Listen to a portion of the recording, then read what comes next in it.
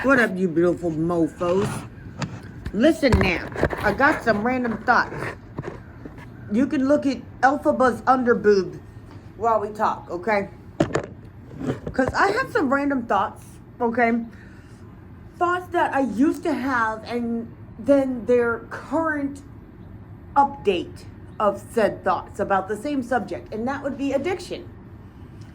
And how way long ago, back when I was like, I don't know, 20, whatever, I used to think that addiction wasn't by itself a thing.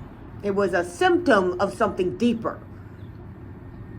Because nobody who's okay and happy and healthy in their mind is gonna seek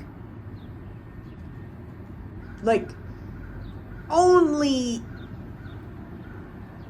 an alternative state. Like, that's the only state their mind wants to be in if it's already healthy. Like I met somebody today who was working for this thing who hands out harm reduction kits, which bro, yes, Narcan, drug testing stuff, tested for fentanyl and stuff, and my little tiny pocket toiletries and shit. Fucking love it.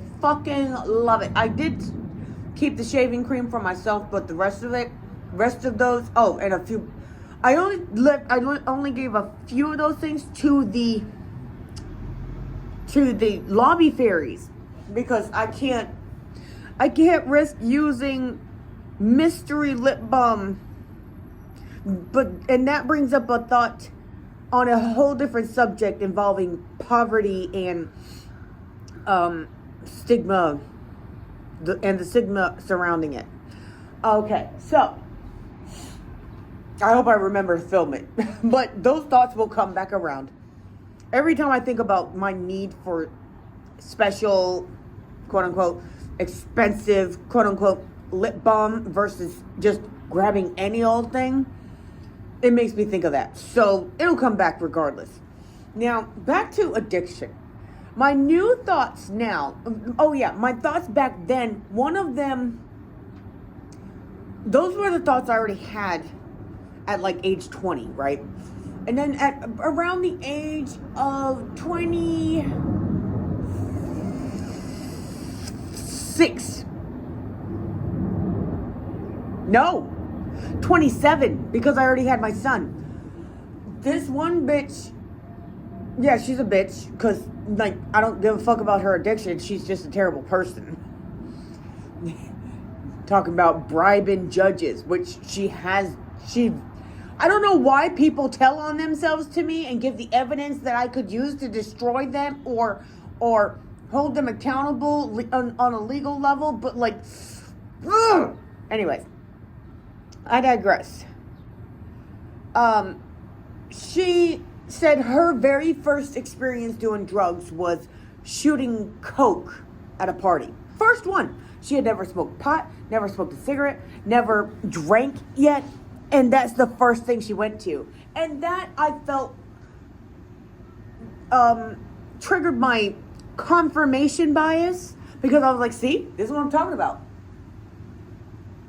But this is why I go back to one of my earlier statements about, what I was talking to with Johnny about, earlier today. Because he had mentioned, like, the human mind it's natural to seek an alternative state of mind.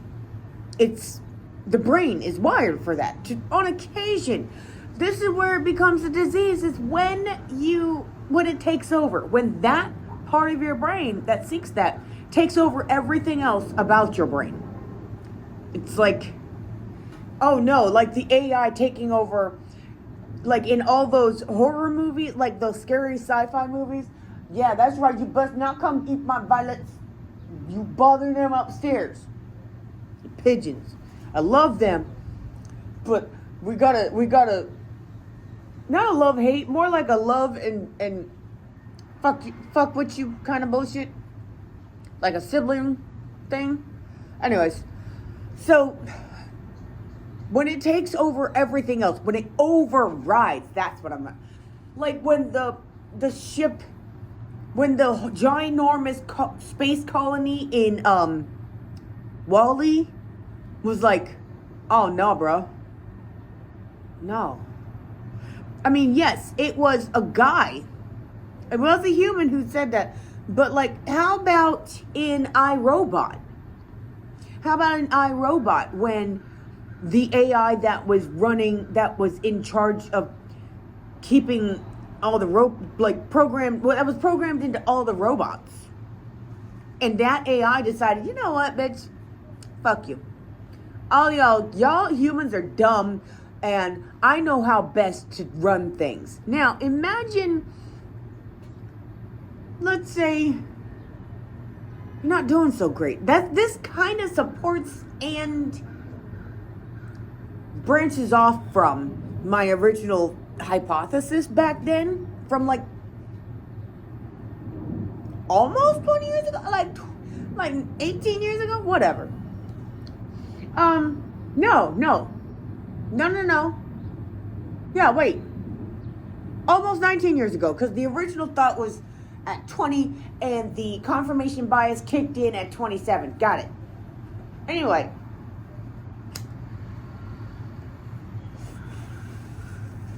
So like,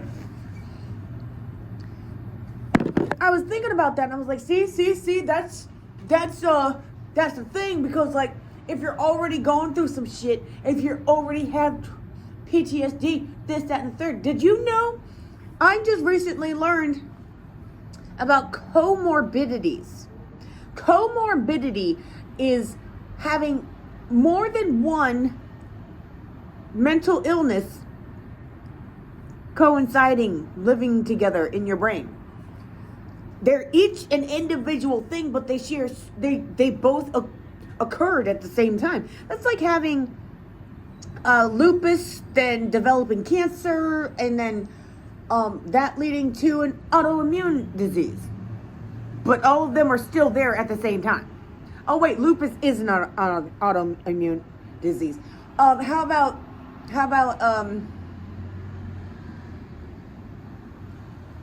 I don't know. You get what I'm saying. It's like having more than one physical ailment. Like you can have arthritis and a cold at the same time. You know, they may not be related, but they can exist in your body at the same time. No different than mental illness. You can have more than one separate mental illness. I'll give myself as an example. CPTSD, which is, complex post-traumatic stress disorder, borderline personality disorder, and motherfucking major depressive disorder. Now, all of those are mental illnesses. Now, they're all individual. I have all of the individual things.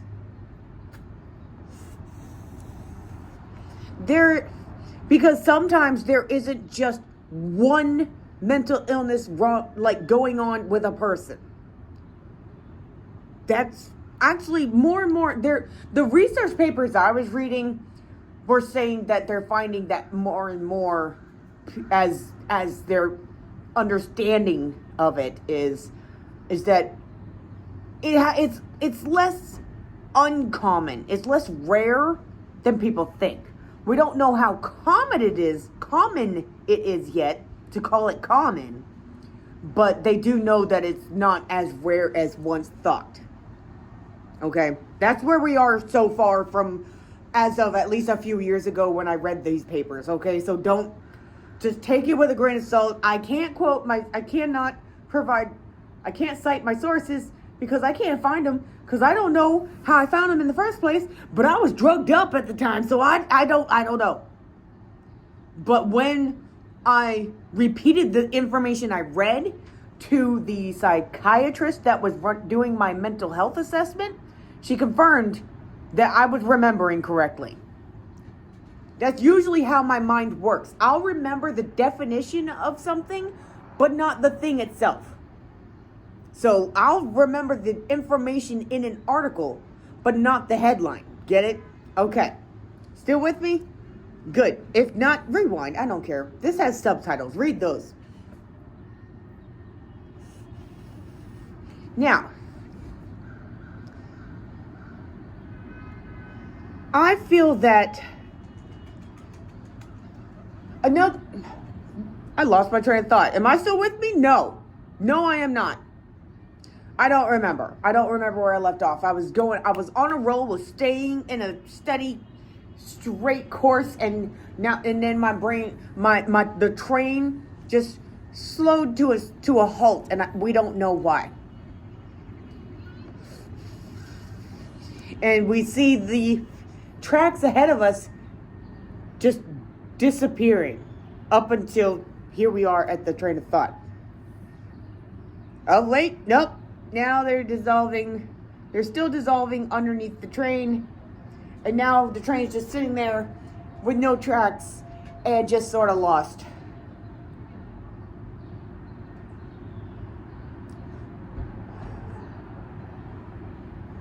Anyway, my point is that when a person is suffering from addiction, okay, they have the mental illness of having addiction.